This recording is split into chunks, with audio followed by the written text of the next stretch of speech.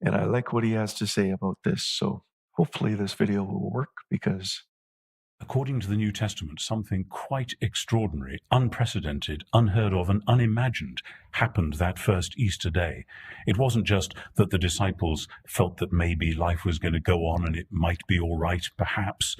It was that suddenly they discovered that the Jesus who they'd known to be very thoroughly dead and buried was alive again, and not just alive in what we call a spiritual sense, actually bodily alive.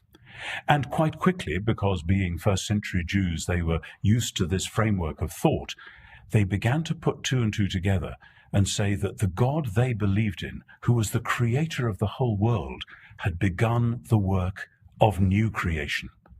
The resurrection narratives aren't about, oh, well, that's all right, you go to heaven after you die.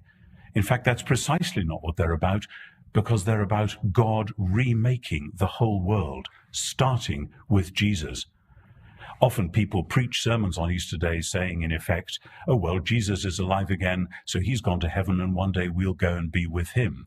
That's what Matthew, Mark, Luke, and John are not saying. What they're saying is, Jesus is alive again, therefore new creation has begun, and therefore we have